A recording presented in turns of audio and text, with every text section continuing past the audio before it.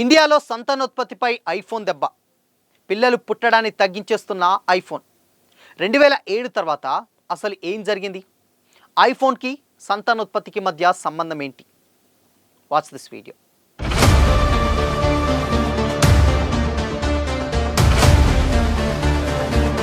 నమస్తే, welcome to Disha TV.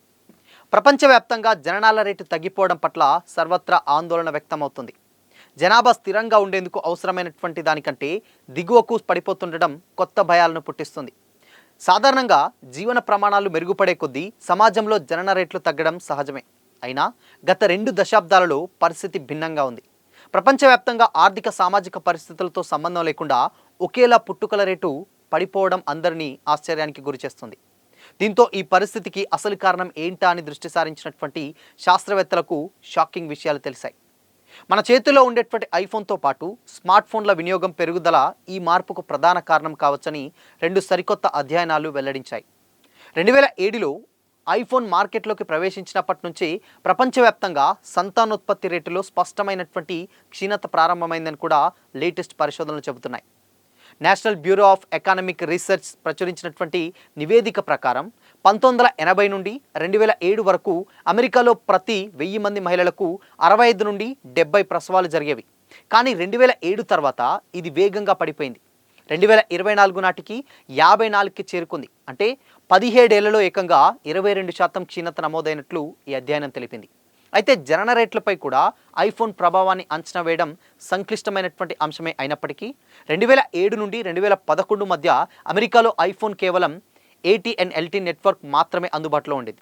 దీన్ని ఒక ప్రయోగంగా తీసుకున్నటువంటి పరిశోధకులకు AT&T నెట్వర్క్ పూర్తిగా ఉన్నటువంటి ప్రాంతాలను నెట్వర్క్ లేని ప్రాంతాలతో పోల్చి చూశారు. నెట్వర్క్ సిగ్నల్స్ ఎక్కువగా ఉన్నటువంటి కౌంటీలలో 15 నుంచి 19 ఏళ్ల యువతులలో ప్రసవాల రేటు 4.5 నుండి 8%, అదేవిధంగా 20 నుండి 24 ఏళ్ల వారిలో 3.2 నుండి 6.6% వరకు తగ్గింది.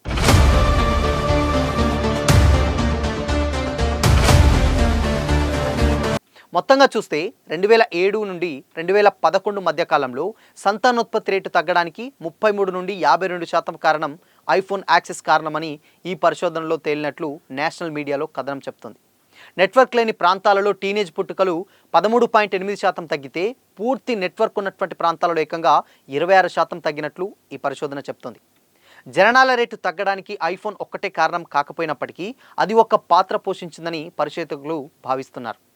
ఐఫోన్తో పాటు ఇతర ఆధునికమైనటువంటి స్మార్ట్ ఫోన్లకు ప్రజాదరణ పెరగడంతో ప్రజలు భౌతిక ప్రపంచంలో స్నేహితులతో గడిపే సమయాన్ని తగ్గించుకుంటున్నారని, దీనితో లైంగిక కార్యకలాపాలు తగ్గడంతో పాటు అశ్లీల సినిమాల వినియోగం పెరిగిందని కూడా చెబుతున్నారు.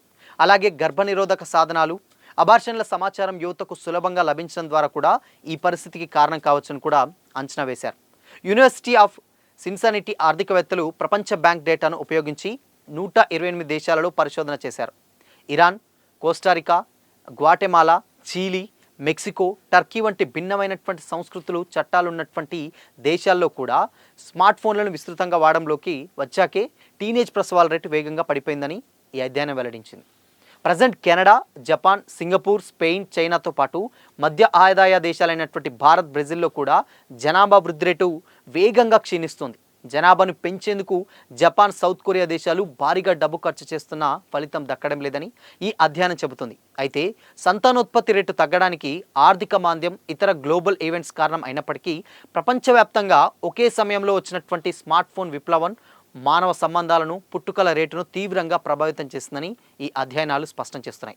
ఒక్క ఇండియాలోనే మాత్రమే కాదు, ఈవెన్ భారత్లోనే కాకుండా అంటే ప్రపంచవ్యాప్తంగా కూడా కంప్లీట్గా ఈ స్మార్ట్ ఫోన్లు ఏదైతే ఎక్కువగా యూజ్ చేసేటువంటి దేశాలు ఏదైతే ఉంటాయో అక్కడ క్రమంగా సంతానోత్పత్తి తగ్గుతుందని కూడా చాలామంది కామెంట్ చేస్తున్నారు.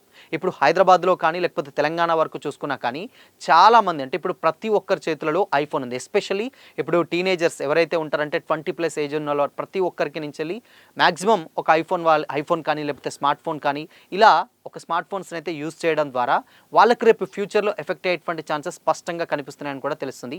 ఇండియాలోనే కాదు ఈ ప్రాబ్లం అంతటా ఉందని కూడా తెలుస్తుంది. అందుకోసమనే ఇప్పుడు హైదరాబాద్ లాంటి నగరాల్లో మేజర్గా ఫెర్టిలిటీ సెంటర్స్ అనేవి చాలా చాలా ఎక్కువగా పెరగడానికి కూడా దీనికి మేజర్ కారణం. అంటే సంతానోత్పత్తి జెన్యున్గా అంటే రాకపోవడం వల్ల, సహజంగా ఉండకపోవడం వల్ల వాళ్ళు కృత్రిమంగా ఇలాంటి ఒక ఫెర్టిలిటీ సెంటర్స్ ఏర్పాటు చేసి కంప్లీట్గా వాటన్నిటిని కూడా వీళ్ళు ఏర్పాటు చేసేటువంటి దిశగా, అంటే దానికి ఉన్నటువంటి డబ్బుల కంటే ఇంకెక్కువ అధిక డబ్బులు పెట్టి దాని తర్వాత ట్రీట్మెంట్ చేసుకునేటువంటి దృశ్యాలను కూడా మనం అప్పుడప్పుడు వింటూనే ఉంటాం.